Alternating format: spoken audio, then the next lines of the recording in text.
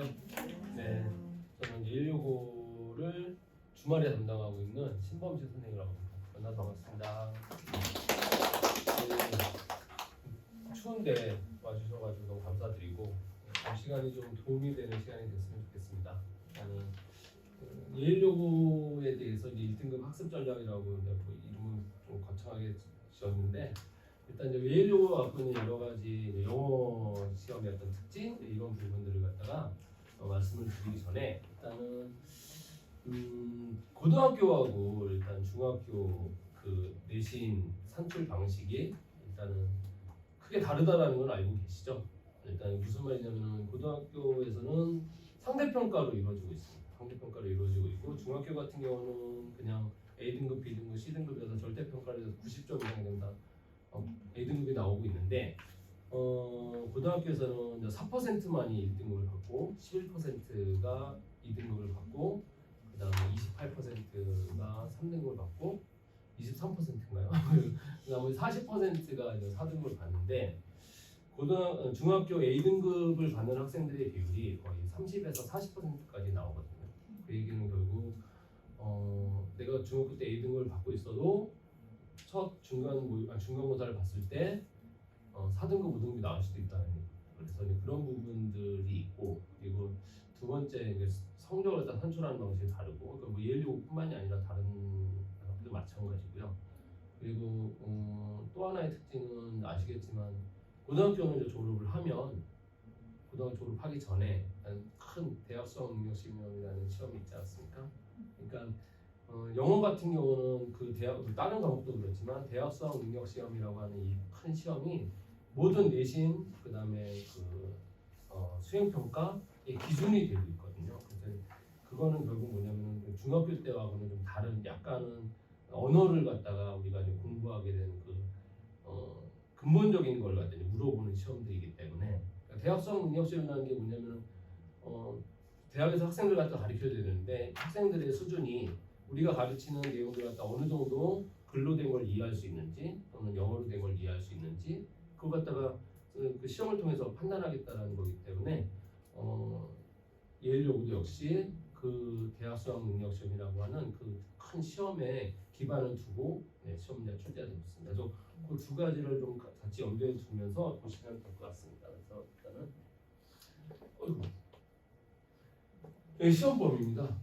예일여고는 시험범위가 네 맞습니다. 일단은 교과서를 중학교 때는 교과서 그냥 2개과 정도 나오고 있는데 교과서가 들어갈 때가 있고 안 들어갈 때도 있습니다. 작년에 중간고사 같은 경우는 교과서 한 과 정도가 들어갔는데 기말고사 이후로는 교과서가 시험 범위에서 빠졌습니다. 그 다음에 가장 중요하게 생각하는 게 이겁니다. 부교재. 그 학교에서 작년까지만 해도 그 능률출판사에서 나온 아까 제가 말씀드렸던 수능형 문제들을 갖다 쭉 유형별로 정리해 놓은 그 참고서가 있어서 그 교재를 갖고 수업 시간에 공부했었던 내용 플러스 그러니까 수업 시간에 다루지 않고 학생들에게 자율적으로 과제라든지 이런 걸 내놨던 이 부분에서 가장 많은 시험 범위를 차지하고 있고 실질적으로 가장 큰 비율로 나오는 게 부교재인데 부교재를 갖다가 출제 범위에 넣고 그걸 갖다 학생들한테 학습시키는 거는 역시 아까도 말씀드린 것처럼 수능이라고 하는 시험에 학생들에게 계속해서 훈련을 시키는 그런 과정이라고 보시면 될 것 같고 모의고사 12개 지문에 대략 한 12개에서 11개 정도 지문이 들어가는데 이런 것들은 수업을 갖다가 하지는 않습니다. 학생들한테 자율적으로 공부를 해서 출제를 하는 거고 근데 요게 이제 외부 지원이라는 건 뭐냐면은 어디서 출제할지를 모르는 이거는 시험 범위 바깥에서 선생님들이 거의 고등학교 한 3학년 정도 수준의 그 지문을 갖다 놓고선 학생들한테 물어보는 그 유형의 문제들이 보통 2개에서 3개 정도가 나와서 요 은평구 내에서 봤을 때 예일여고의 시험 범위는 상당히 많다. 굉장히 넓. 그러니까 학생들이 공부할 양이 엄청 중학교 때에 비해서 거의 2~3배 정도 높고 그 다음에 웬만한 그 외고 정도 수준의 시험 범위를 갖고 있습니다. 뭐 고양 외고라든지 김포 외고 아이들 가르쳐 봤어도 그 정도 되는 시험 범위가 나오고 있고요. 그 다음에 이제 문항수로 봤을 때는 객관식이 한 26문항 정도가 나오고 있고 여기에서 처음 보는 지문이 2-3개 정도가 나오고 있고 그다음에 서술형이 5명 정도가 나오고 있습니다. 그래서 교과서가 출제가 됐을 때는 교과서 비율이 한 10%가 나오고 말씀드린 것처럼 부교재가 가장 많은 비율을 차지하고 있습니다. 가장 많은 비율을 차지하고 있고 그다음에 모의고사라든지 이제 외부 지문 이런 식으로 해서 출제를 하고 있는데 그러니까 이 교과서를 뺀 나머지 부교재, 모의고사, 외부 지문 다 그냥 수능형 시험 문제예요. 여러분들 그러니까 중학생들이 한 번도 뭐 대략적으로는 뭐 간단한 뭐 주제라든지 제목이라든지 빈칸 이런 차원의 문제들은 풀었지만 중학교 3학년하고 고등학교 1학년은 상당히 큰 갭을 갖고 있다라고 생각하시면 됩니다. 특히 예일 요구는 더더욱 그렇습니다. 그래서 조금 겁을 주려고 하는 건 아니고요. 이런 현실이 있다라는 걸 갖다가 말씀드리는 거고 그리고 그 다음에 이제 특징들은 이런 거죠. 그 모의고사 같은 게 10% 나오는데 그러니까 그러니까 여기서 가장 중요한 건요. 수업을 했을 때하고 수업을 하지 않았을 때 그 난이도라고 생각하시면 돼요. 수업을 하는 내용들은 변형도 많고 학생들한테 엄청 심화된 내용을 갖다가 질문하는 반면에 그런 문제들이 구성되는 반면에 수업을 갖다 해주지 않았던 부분들은 대략적으로 학생들이 어느 정도 글을 이해할 수 있는 정도를 확인하는 정도 수준이기 때문에 뭐 모의고사라든지 뭐 교과서라든지 외부지문 근데 외부지문은 고등학교 3학년 수준의 지문을 갖다 활용합니다. 그러니까 EBS 교재 그러니까 지금 고3들이 수능을 보기 위해서 보는 EBS 교재에서 나왔던 지문들을 갖다 활용하기도 하고 또는 원서에 나왔던 책을 갖다 활용하기도 하면서 출제가 되고 있는데 지문에 비해서 뭐 그렇게까지 어려운 문제는 출제를 하지 않고요. 이 지문을 갖다가 학생들이 정확하게 이해를 하고 있는지 정도의 문제를 갖다 출제를 하고 제일 중요한 건 이 부교재에서 가장 많은 난이도 조정을 하고 거기서 거의 학생들의 1, 2등급을 갖다 나누는 그 정도의 어떤 변형이라든지 수준의 문제들이 여기서 나오고 있고 서술형도 역시 부교재에서 주로 출제가 되고 있습니다. 그래서 그렇게 볼 수 있고요.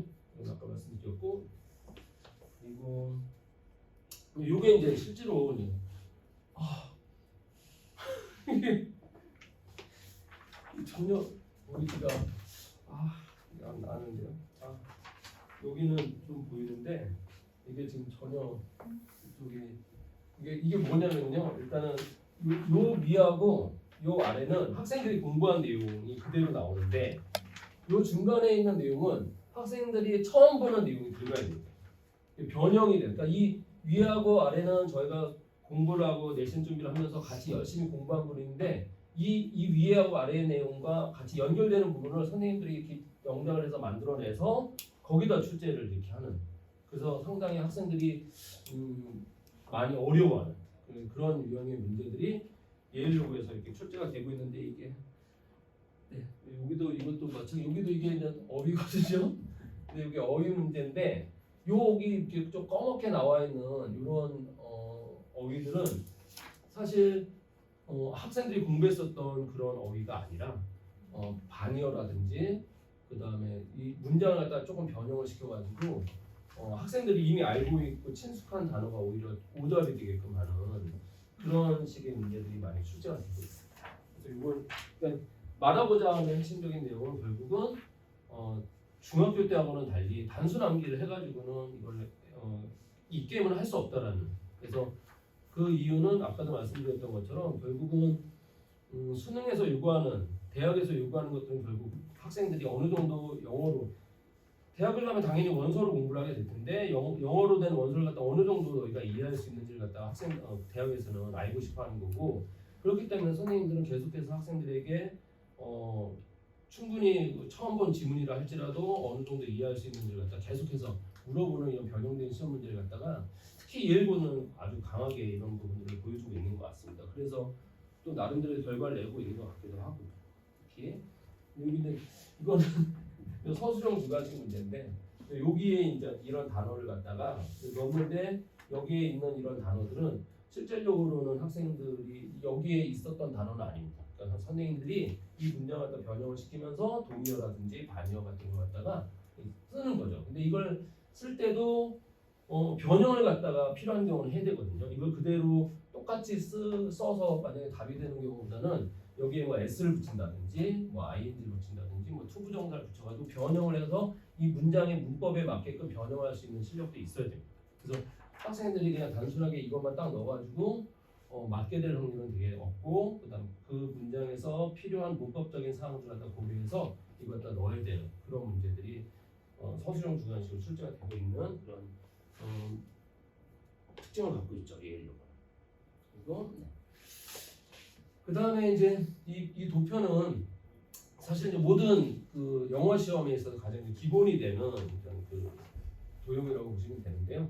그러니까 제일 기반이 되는 건 이제 어휘력입니다. 어휘력. 그러니까 학생들한테 중학교 때는 그냥 그 시험 범위 안에 있는 단어라든지 표현이라든지 그런 문장들을 갖다 이제 암기하면 되지만, 또 고등학교에서는 그 정도 수준에서는 절대 해결이 안 되고, 거기로부터 계속해서 확장이 돼야 됩니다. 동의어도 확장이 돼야 되고, 반의어도 확장이 돼야 되고, 그것과 비유적인 표현들까지도 계속 문맥에 따라서 할 수 있는, 그래서 이런 부분들을 갖다가 저희가 내신 기간에 집중적으로 연습을 해야 되는 거죠. 이 부분들이 연습이 되지 않으면 학생들이 처음 보는 그런 단어들을 갖다가 대처할 수 있는 게 아무래도 떨어지기 때문에, 그래서 이 어휘력이라고 하는 부분들은 되게 중요하고, 그다음에 이 독해력이라고 하는 것은 중학교 때는 단순하게 해석이거든요. 그냥 해석만 해도 이게 무슨 내용인지 다 압니다. 근데 이제 고등학교 올라오면은 아무래도 중학교 때보다 훨씬 더 난이도도 있고 깊이도 있고 또 좀 전문적인 내용들이 많이 나오다 보니까 학생들이 어떻게 글을 갖다 이해하는지, 요즘 문해력이라고 얘기를 많이 하는데 이 이해력을 갖다 테스트하는 문제들이 나오고 있어서 그것과 관련돼서 저희는 연습을 해야 된다고 생각을 합니다. 그래서 학생들한테 계속해서 그냥 단순하게 해석하는 게 아니라 이 단락에서 필자가 말하고자 하는 중심 소재나 필자가 말하고자 하는 의견이 어떤 식으로 글이 구성되는지를 갖다 학생들과 같이 계속해서 이야기도 하고 같이 수업도 하고 연습도 시키고, 그래서 이 독해력을 갖다 키워야 되고, 이런 어휘력과 이제 독해력의 제일 정점이 있는 게 조직력인데, 쉽게 얘기하면 서술형 주관식이거든요. 얼마만큼 내가 이해한 걸 갖다 표현할 수 있는지. 그래서 결국 이 조직력을 갖다가, 그러니까 즉 쉽게 얘기하면은 내가 읽었던 글을 갖다가 영어로 요약할 수 있고 영어로 표현할 수 있는 실력, 거기까지 올라가면 됩니다. 거기까지 올라가면은 충분히 1등급을 갖다 받을 수 있다라고 저는 생각을 합니다. 근데 여기가 그렇게 쉽지는 않습니다. 여기가 그래서 이 부분을 갖다 저희가 중점적으로 공부를 하기 때문에 내신 대비할 때도 저희가 이제 문법을 갖다 이제 중학교 때는 부품들이죠. 중학교 때 공부했던 거는 이게 부품들인데도 사실 그 기본이 되는 그 부품들에 대해서 학생들이 정확하게 인식이 안 돼 있어요. 사실은. 그러니까 명사 하면은 그냥 학생들 머릿속에서는 명사만 있지, 그 명사를 갖다가 내가 문장 속에다 어떻게 정확하게 넣어야 되는지 이런 개념들이 아직은 잡혀있지 않기 때문에 이 문법에 대한 기본적인 어떤 원리라든지 그 약속들을 갖다 정확하게 이제 인식하는 그런 연습들을 갖다가 수업 시간에 이제 하게 되고, 그 다음에는 이제 독해, 아까 말씀드린 것처럼 이 영어라는 이 단락이 갖고 있는 특수한 구조가 있거든요. 아무렇게나 글을 쓰는 것이 아니기 때문에, 그래서 이 단락이 갖고 있는 이런 구조나 이해를 정확하게 해서 어떤 식으로 문제를 풀지에 대해서도 같이 연습을 할 것이고요. 그리고 어휘력, 아까 말씀드린 것처럼 이런 것들을 이렇게 이제 저희가 교재를 갖다가 편집을 해가지고 저희만의 교재를 갖다가 이제 만들어서, 그러니까 첫 번째 단계에서는 기존에 나와 있는 학생들이 보고 있는 교과서의 내용을 갖다가 일단 완벽하게 숙지하는 게 첫 번째 단계입니다. 변형 없이. 근데 두 번째는 이렇게 이제 여기 같은 경우는 변형들을 갖다 좀 약간 시켜놓고 뭐 이렇게 고르고 뭐 이런 것들을 갖다 이제 저희가 이제 만들어가지고 학생들이 정확하게 변형됐을 때 이게 지금 내가 알고 있는 것과는 좀 변형돼서 나왔는데 이 변형된 걸 갖다 어떻게 대처해야 되는지 이런 것들을 갖다 계속 훈련을 해야 되고요. 그리고 이제 제일 중요한 건 이거죠. 이 문장을 갖다가 이렇게 이제 그 요약을 갖다 했을 때 여기에 이제 들어가는 것들을 갖다가 학생들 스스로가 이 글을 갖다 이해하고 있어야지만 풀 수가 있는데, 저희는 당연히 수업 시간에 이런 부분들을 갖다가 다 얘기를 하기 때문에 이런 걸 갖다 자꾸 연습을 하면서 실제로 학생들 머릿속에서 생각하는 거하고 쓰는 거하고도 또 다른 문제이기 때문에 이걸 자꾸 써봐야 됩니다. 자꾸 틀려봐야지 학생들이 시험장에서 여기서 내가 조심해야지라는 게 몸으로 느껴지고 오류들이 없어지거든요. 그래서 대부분 열심히 되게 고등학교 올라와서 열심히 하는 친구들이 있는데 고등학교 올라와서 열심히 하는 내용들에서 가끔 틀려가지고 오는 게 중학교 때 배웠었던 내용에서 틀려가지고 오거든요. 예를 들면은 3인칭 단수인데 S 안 붙인다든지, pp를 써야 되는데 현재 그냥 동사 원형을 쓴다든지 이래가지고 틀려가지고 오는 경우들이 여기서는 나타나거든요. 그래서 이런 부분들을 갖다가 중점적으로 이제 공부를 갖다가 시키고 있고요. 그다음에 이제 마지막에 보면은 이런 내용일치 같은 경우도 고등학교는 뭐 우리말이 없습니다. 없기 때문에 내가 충분히 이 문장들을 갖다가 처음 보는 문장들이거든요. 사실 처음 보는 문장들을 갖다가 정확하게 읽고선 그걸 갖다가 우리말로 이해할 수 있는 능력을 갖다가 계속해서 훈련을 갖다 시켜야지만이 이런 걸 갖다 봤을 때도 충분히 시험장 안에서 대처할 수 있는 능력을 갖다 키울 수 있다. 저희는 그렇게 판단을 하고 그런 식으로 시험